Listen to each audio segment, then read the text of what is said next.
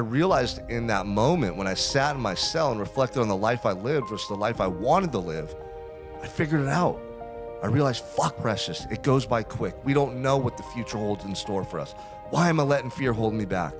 And it's just the moment that switch just and these superpowers inside of you are unlocked, you'll see a whole nother world, man.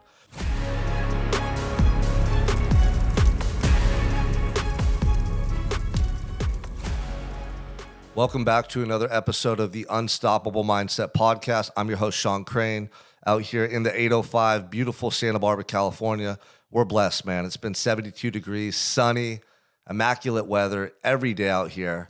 You're probably in Florida sweating your ass off because it's humid, right? Hey, but real quick, I got a mastermind coming up in August. If you want to come out here and grow and level up with 10 to 15 other men who are driven to improve their mindset, their business, their leadership, their fitness, check me out on Instagram, Sean_Crane_official. Shoot me a DM. Let me know you're interested. I'll share all the details with you. You guys, life is short. Pay attention to this message. If you're somebody that's coasting, making excuses, you need to wake the fuck up. Okay? You need to share this message with anybody that you know is procrastinating on their goals, because you know what? You might not even wake up next week. You might not be here next year. In fact, there's people in your life and my life right now who will not be here next year. People that we care about, people that we grew up with.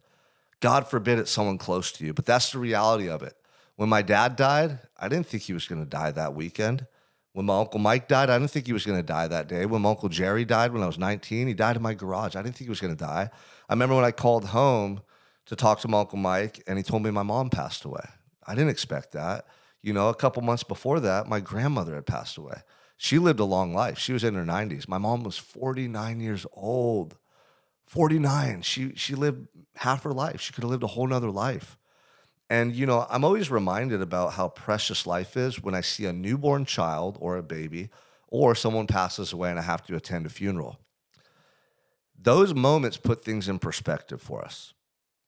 Why can't we feel that and live that way each and every day? That's the question I have for you.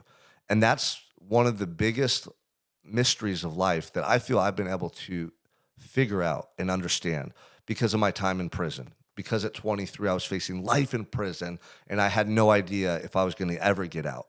And I truly feel like I died and got a second chance at life to the point where I don't take things for granted. I don't make excuses. I don't procrastinate. Like, I realized in that moment when I sat in my cell and reflected on the life I lived versus the life I wanted to live, I figured it out. I realized, fuck, man, this is precious. It goes by quick. We don't know what the future holds in store for us. Why am I letting fear hold me back? And it just reprogrammed my brain and the way I operate and the way I look at life. And again, I was reminded of this yesterday, though. I was on a walk. It was beautiful out. Every day I like to walk for an hour and 90 minutes and collect my thoughts and get some cardio in.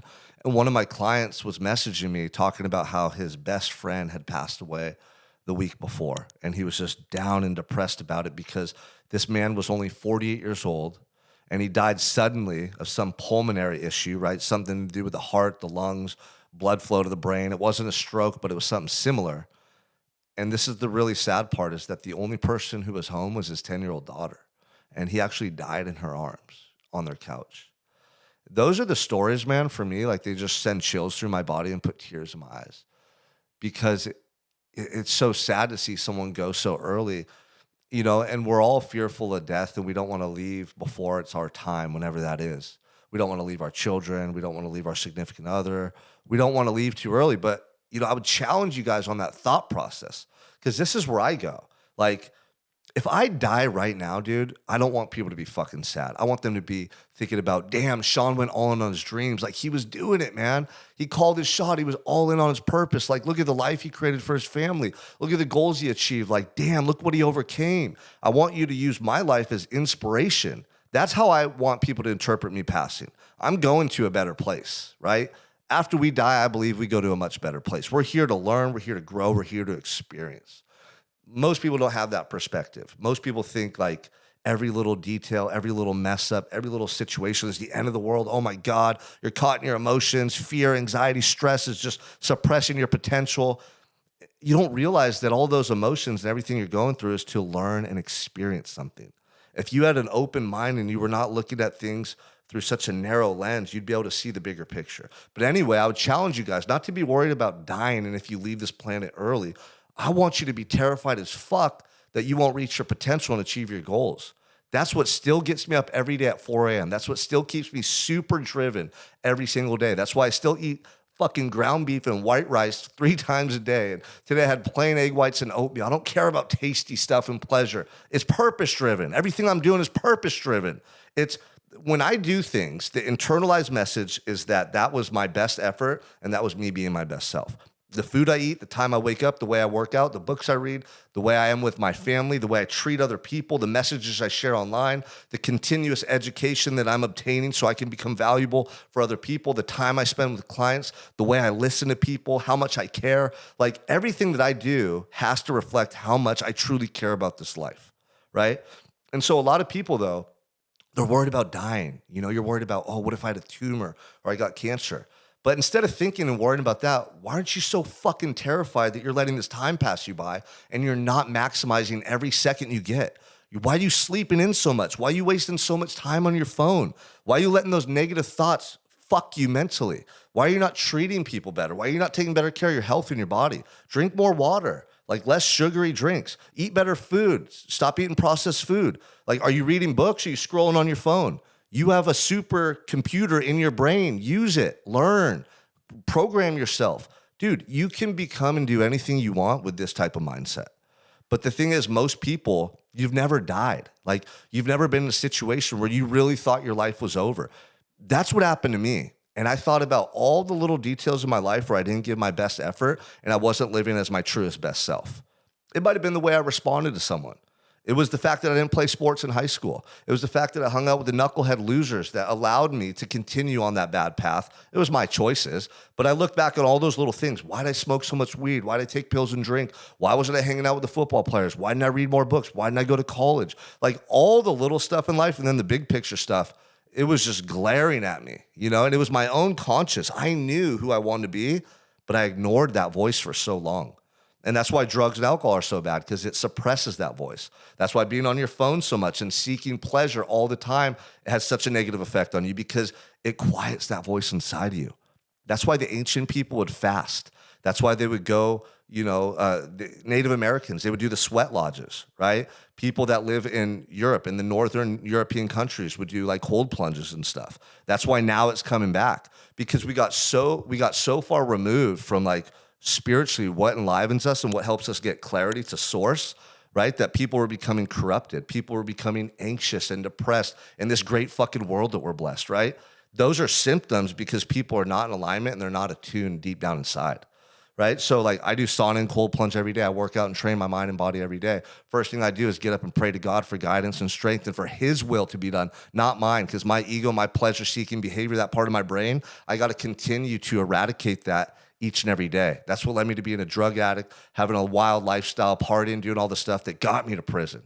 So you guys, I'm going to go off on a tangent here because you need to hear this. Like, if you're not feeling alive every day and grateful for your life to the point where you almost get tears in your eyes and you want to go around and tell people what you're doing and show them on social media and talk about it, it's because you're holding yourself back. You have so much more to give. And the moment that switch just flips and these superpowers inside of you are unlocked, you'll see a whole nother world, man. You'll see a whole nother world. You could build the business of your dreams, have the family of your dreams, live in the best house that you want, send your kids to the best school, have everything in abundance, have the health and physique that you want.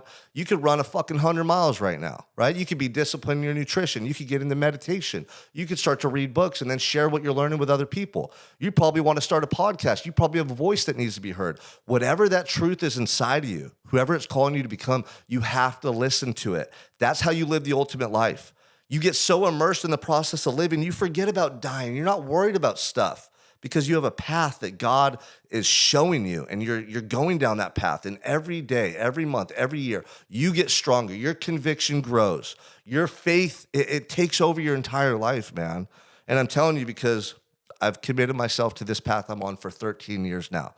Every week, every month, every year, I get stronger. My gratitude grows greater. My faith is solidified internally because I'm proving those visions and dreams and goals true, and that voice in my head, I'm proving it true through action. Does that make sense? The longer you stay on this path, the more you believe in it. The more you believe in it, the more that magic starts to happen in your life. That's when you get results, whether it's money, a new relationship, a better occupation, career, or business, right? You start to look in the mirror and love who you see, right? Everything about you is going to start to reflect that internal transformation. So you guys, the message today is that life is short. You're going to die. I'm going to die. People around you are all going to die. Make sure that when they're at your funeral or they're remembering the life that you lived, they're going, damn, he or she, that was an amazing individual. She inspired me. You know, if you have a funeral and people are coming up to talk about you, make sure that line's out the fucking door. Don't be at one of those funerals. Don't be laying in that coffin where no one wants to get up and talk. That's pathetic, right? And by the way, if you go to a funeral or memorial and you see that happen, get up and say some positive words, because all of you have value. All of you are beautiful individuals. Inside of each and every one of you is potential. It is like all the greatness in this universe is comprised inside of you.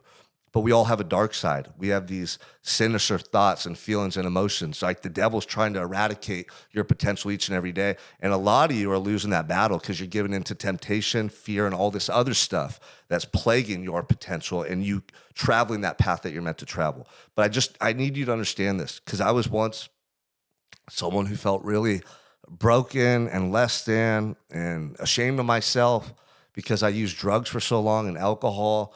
And I just knew that I was better than that. I wanted to be an athlete. I wanted to inspire people. I wanted to change the world. God put that feeling in my heart, but I went down this dark path for so long, I forgot about that person. And I was able to redeem myself. I was able to transform my life. I was able to close the door on that chapter and open the door to this beautiful life that I always wanted to live. And if I could do that in a jail cell facing life in prison after 10 years of addiction with a warped fucking mentality and change all that, you can change anything in your life right now too. You gotta fight, you gotta take action, never stop.